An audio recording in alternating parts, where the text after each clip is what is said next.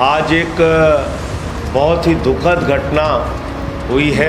14 सितंबर को हाथरस में 19 वर्षीय एक बच्ची के साथ गैंगरेप हुआ, सामूहिक बलात्कार की घटना। और सिर्फ बलात्कार ही नहीं, बलात्कार के बाद गले की हड्डी तोड़ दी गई, उसकी जीभ काट ली गई, मरणासन अवस्था में उसको छोड़ दिया गया। परिवार पुलिस के पास पहुंचा न्याय के लिए। पहले सिर्फ एक व्यक्ति के खिलाफ एफआईआर दर्ज हुई, एक अपराधी के खिलाफ एफआईआर दर्ज हुई। आपके राज्य में किसी के साथ भी कुछ भी हो रहा है। मैं जौनपुर गया था, एक छोटी सी बच्ची के साथ बलात्कार करके उसकी हत्या कर दी गई, वो भी दलित परिवार से थी। ये बिटिया भी वाल्मीकि समाज से, जो हाथरस की घटना हुई। लखीमपुर में गया मैं, वहां भी एक छोटी सी दलित परिवार की बच्ची के साथ बलात्कार करके उसकी हत्या कर दी गई, नृशंस हत्या। छोटी छोटी बच्चियों के साथ उत्तर प्रदेश में बलात्कार हो रहा है। बलात्कार करने के बाद उनके शरीर को छत विछत कर दिया जा रहा है, हत्याएं हो रही हैं। और योगी की सरकार बलात्कारियों को बचाने में लगी हुई है। आपकी सरकार जब चिन्मयानंद के पक्ष में खड़ी होगी तो कैसे न्याय मिलेगा, कैसे बेटियों को न्याय मिलेगा उत्तर प्रदेश में, हमको बताइए योगी जी। मैं बहुत पीड़ा के साथ पूछना चाहता हूं आपसे, आपके पूरी पुलिस सोती रही?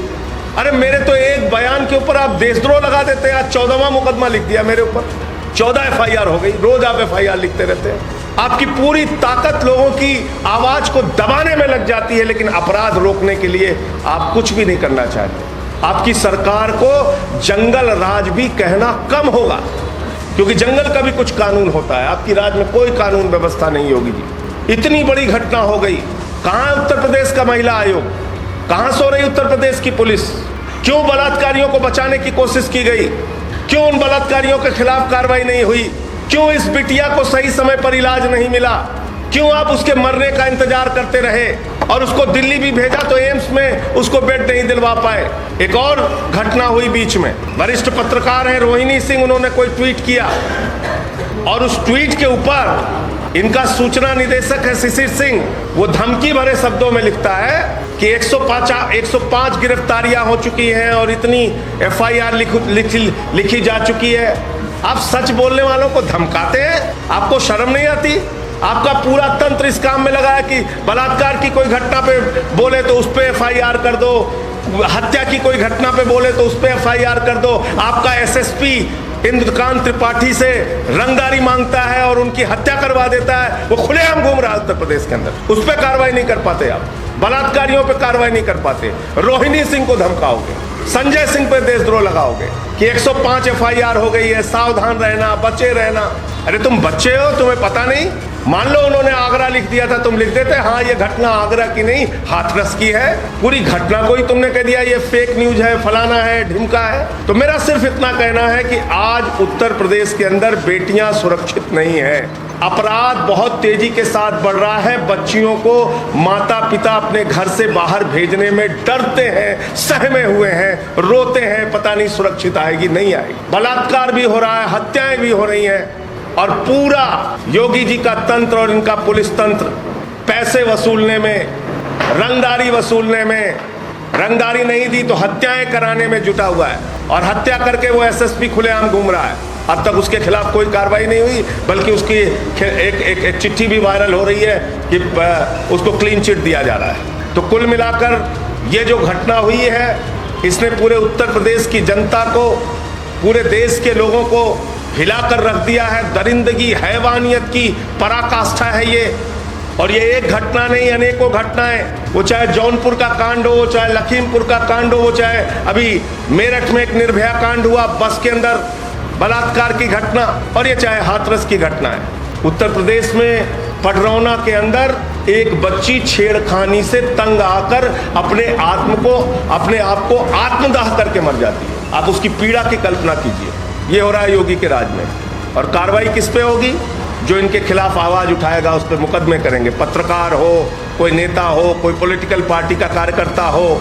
आज आम आदमी पार्टी के कार्यकर्ता दुराचारियों के पोस्टर बनवा रहे थे, उनको गिरफ्तार कर लिया, क्योंकि दुराचारियों के पोस्टर में भाजपा के नेता हैं, उनको उठाकर महानगर थाने में बंद कर दिया।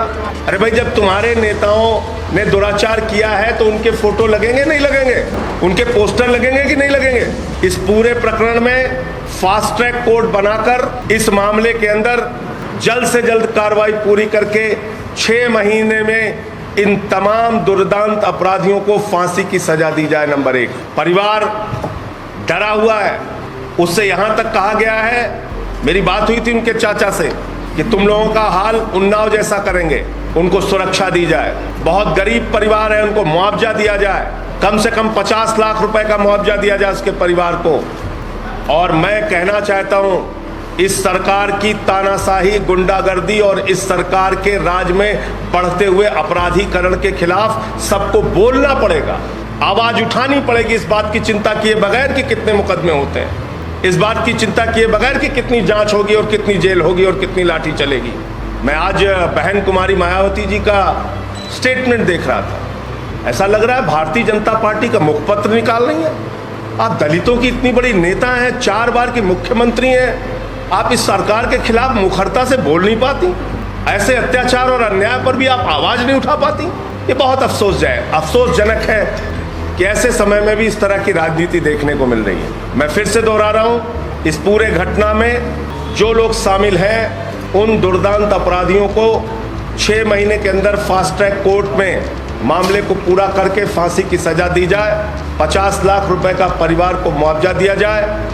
और परिवार डरा हुआ है, सहमा हुआ है, उनके साथ कोई बड़ी घटना हो सकती है, इसलिए उनको सुरक्षा दी जाए। और इन सवालों का जवाब, योगी जी रात में सोइएगा तो जरा अपनी आत्मा की आवाज़ सुनिएगा कि बलात्कारियों के पक्ष में अगर आपकी सरकार काम करेगी, बलात्कारियों के संरक्षण में अगर आपकी सरकार काम करेगी, बलात्कारियों के कार्रवाई करने के मामले में अगर हीला हवाली और ढीलापन करेगी, तो कैसे उत्तर प्रदेश की बेटियां सुरक्षित रहेंगी। और ये एंटी रोमियो और दुराचारियों के पोस्टर लगाने का नाटक और नौटंकी आपकी सिर्फ एक ड्रामेबाजी साबित होगी, इसके अलावा कुछ नहीं।